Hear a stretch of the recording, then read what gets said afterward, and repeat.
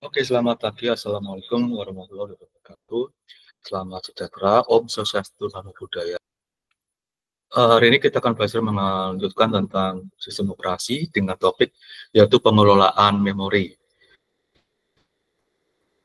Overview yang kita ketahui adalah di sini yaitu kita mencoba untuk membahas tentang tanpa abstraksi memori, ruang alamat, swapping, memori virtual, algoritma packing, dan beberapa masalah desain untuk sistem packing dan segmentasi.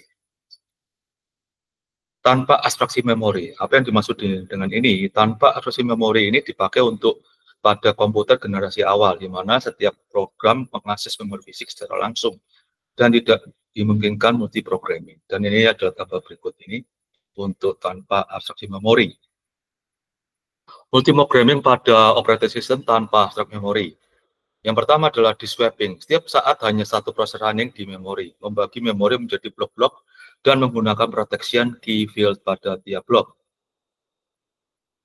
PSW mencatat protection key field dari blok yang aktif dan memproduksi percobaan akses ke memori yang sedang tidak aktif. Masalahnya adalah harus menggunakan memori relatif. Static relocation adalah tiap teknik untuk menambahkan suatu konstanta alamat pada setiap alamat pada program.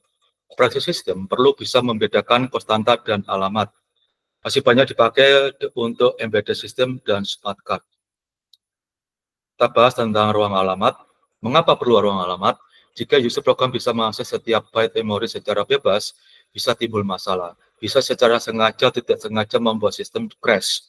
Menyulitkan definisi ruang alamat adalah suatu kumpulan alamat yang bisa dipakai secara proses untuk pengelamatan memori. Setiap proses diberikan ruang alamat masing-masing. Bagaimana agar alamat N pada proses A tidak sama dengan alamat N pada proses B. Masalah utama multiprogramming yaitu proteksi dan relokasi. Register base dan limit. Solusi sederhana adalah dengan regulasi dinamis. Tersedia dua register khusus yaitu register base dan limit. Untuk menjamin agar ruang alamat setiap proses dipetakan ke alamat fisik yang berbeda. Base register mencatat alamat awal memori bagi proses yang sedang running dan limit register mencatat akhir memori. Swapping. Motivasinya atau tujuannya adalah jika memori tidak cukup besar atau yang perlu kita lakukan untuk menampung semua program yang akan running, itu maka swapping proses antara memori dilakukan dengan disk. Virtual memory yang di sini kita coba untuk melakukannya, pemanfaatan disk untuk perluasan memori. Dan ini adalah gambar bagaimana kita mencoba untuk melakukan swapping, apa dasarnya. Masalah swapping, jika ukuran memori untuk setiap proses tidak statis, bisa menimbulkan masalah bila memori di sebelahnya tidak kosong. Proses perlu dipindahkan agar memberi ruang kosong bagi proses yang membutuhkan tambahan ruang memori. Bisa diatasi dengan menyediakan memori tambahan untuk pertumbuhan proses. Pengelolaan memori kosong, bisa dikatakan kita menyebutnya adalah bitmap. Ada dua cara bitmap, yaitu bitmap dan release. Pada bitmap, memori dibagi menjadi sejumlah alokasi unit berukuran sama. Tiap alokasi unit disediakan sebuah bit pada bitmap. Dengan ukuran 1 dibanding ukuran alokasi unit per 1. Dan memori dipakai untuk bitmap. Contohnya ukuran alokasi unit sama dengan 4 byte, berarti 1 dibanding 33 memori dipakai untuk bitmap.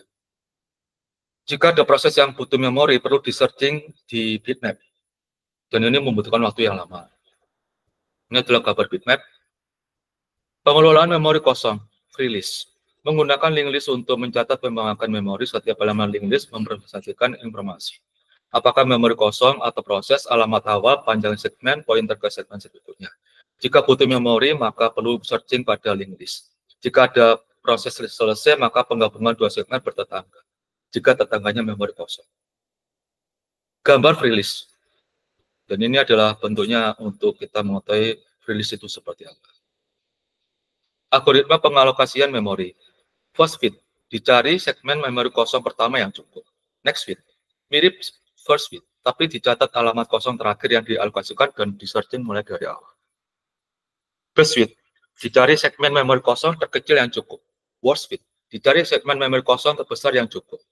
Paling baik yaitu first fit, di mana cepat dan tidak boros. Best fit bisa lebih baik jika memori kosong disimpan di list terpisah, terutama menurut ukuran. Quick fit, butuh struktur data khusus berupa tabel yang mencatat link list untuk masing-masing ukuran memori, namun sulit untuk menggabungkan memori kosong. Virtual memory.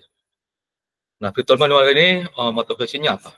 Pertumbuhan atau alasannya apa? Pertumbuhan ukuran memori yang sangat pesat, pertumbuhan ukuran program yang lebih pesat, masalah swapping adalah kecepatan transfer data antara memory disk. Solusinya bagaimana? Overlay, membagi program menjadi bagian-bagian kecil dan di-load ke program berbagian. Sulit dilakukan oleh programmer.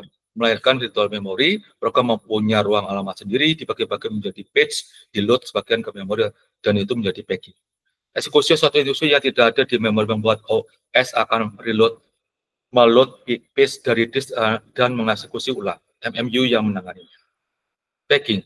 Contoh virtual memory 64 KB, memori fisik hanya 32 KB. Ukuran program bisa 64 KB. Ukuran page di memori disk belum tentu sama dengan virtual memory. Akses ke memori virtual memory yang tak ada di virtual memory fisik menyebabkan page fall. Lalu operating system akan meminta MMU meload page. Ini gambar samping ini adalah kondisi di mana page packing itu dilakukan. MMU, info tiap page ada di MMU, dilengkapi persen bit bertugas memetakan virtual memory ke memori fisik, alamat dibagi dua bagian, yaitu nomor page virtual dan offset. Gambar sebelah kanan adalah kondisi di mana MMU itu terjadi. Untuk page table entry, page table entry bisa lebih rumit 1-3 protection bits, artinya mendeskripsikan jenis akses yang diizinkan. Modified bit, mencatat apakah page ini pernah dimodifikasi dirty bit. Reference bit, mencatat apakah page ini pernah diakses. Caching disable bit, menonaktifkan check. Di bagian bawah ini adalah bentuk struktur page table entry. Mempercepat packing, dua faktor, pemetaan alamat virtual ke alamat fisik, ukuran page table yang besar, disimpan di memori. TLB, Translation Lockside Buffer atau Association Memory. Bagian dari MMU. Jika tidak ada TLB, Translation Lockside Buffer, maka baru akan akses ke page tabel. Page yang baru ditemukan di page tabel masuk ke TLB. Gambar sebelah kanan adalah tabel posisi dalam mengetahui mempercepat tagging. Software Translation Lockside Buffer Management. Translation Lockside Buffer Management bisa ditangani oleh software operating system. Ada dua jenis TLB, yaitu soft miss dan hard miss. Soft miss yaitu jika page yang dicari ada di page tabel. Hard miss jika page yang dicari ada di disk. TLB miss bisa dikurangi dengan prediksi page yang akan dibutuhkan. Manajemen TLB oleh SO menyederhanakan MMU dan memberikan ruang lebih bagi cek. Page tabel, untuk menangani ukuran page tabel yang sangat besar, multi-level page tabel dan inverted page tabel itu adalah langkah untuk menangani ukuran page tabel yang besar. Bayangkan 32 bit address dengan page berukuran 4 KB, terdapat 1 juta page, terlalu banyak untuk sekaligus ada di memori kan. Multi-level page tabel, tidak semua page disimpan di memori. Gambar di samping ini adalah multi-level page tabel. Inverted page tabel, jika ukuran memori terlalu besar 64 bit, multi-level page tabel menjadi tidak realistis. Yang disimpan pada page tabel hanya physical page frame. Searching dengan hash. Nah, gambar ini adalah inverted proses inverted page tabel. Algoritma packing.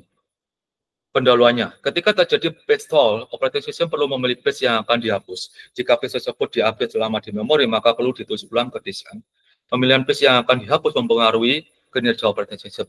Biasanya page yang jarang diakses akan yang dipilih. Masalah serupa muncul pada cek memori dan web page. Perlu algoritma untuk memilih page yang akan dihapus. Algoritma page replacement optimal.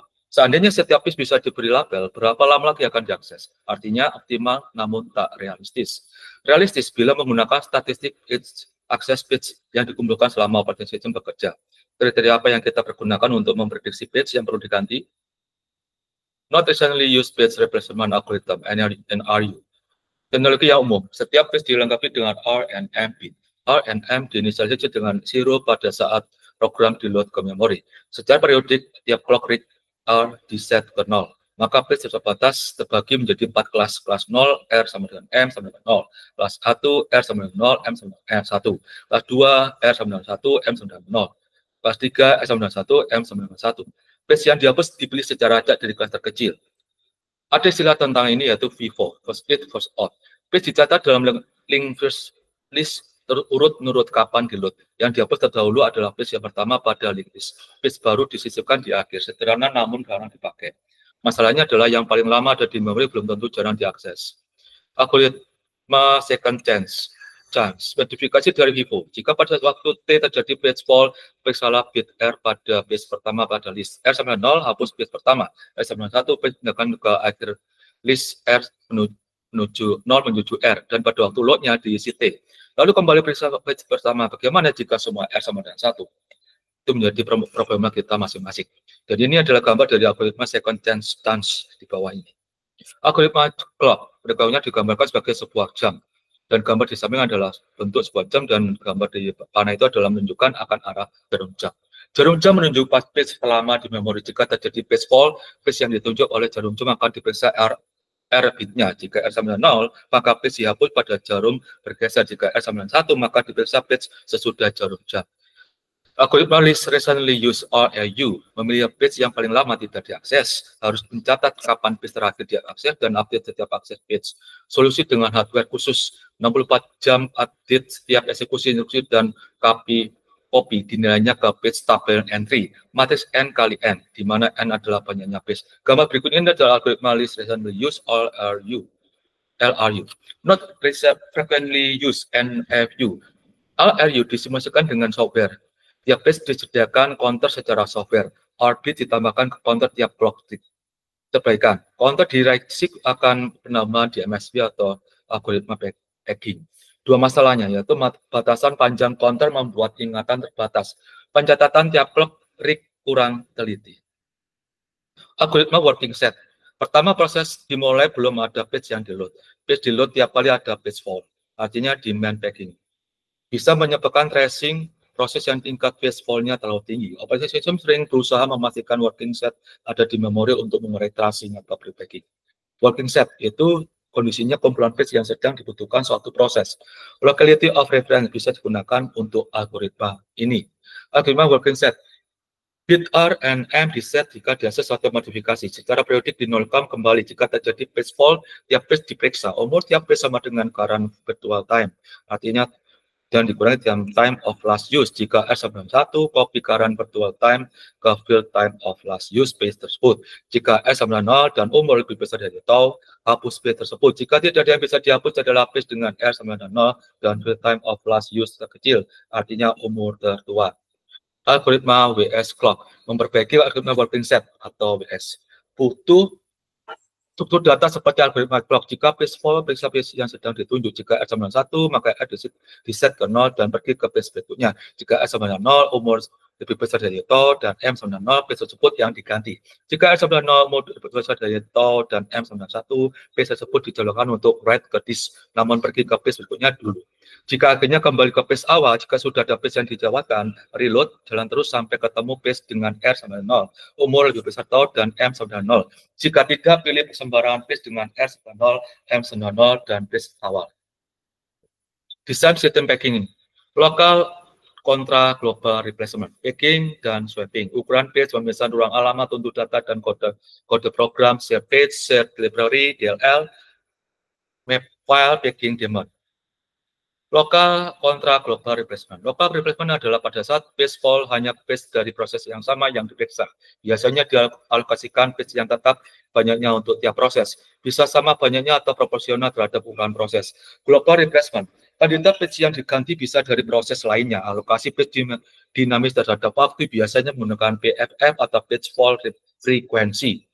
Packing dan swapping. Tracing masih bisa terjadi meskipun sudah menggunakan packing, terutama bila kumpulan blocking set semua proses lebih dari ukuran memori. Proses adalah yang di-swap ke disk. Ukuran page merupakan parameter yang ikut menentukan performansi pengelolaan memori. Jika terlalu kecil, maka ukuran page terlalu besar dan proses algoritma packing lama. Jika terlalu besar, terjadi banyak internal fragmentation, yaitu page yang dilakukan untuk suatu proses namun tidak seluruhnya terpakai. Contohnya, jika ukuran page 16 MB dan ada proses berukuran 200 MB, maka 12 page akan terpakai penuh, sedangkan page ke-13 hanya dipakai 8 bit. Pemisahan ruang alamat. E-space untuk instruksi, D-space untuk data. Masing-masing terdiri dari page space. Ukuran E-space dan D-space tidak harus sama. Page sharing, program yang semua harus bisa menjadi dua proses yang berbeda dengan data yang berbeda. Efisiensi jika page-space yang diinstruksi hanya satu atau sharing. Pemisahan E-space dan D-space cocok dengan konsep ini. Masalahnya bagaimana jika satu page dihapus pada page fault?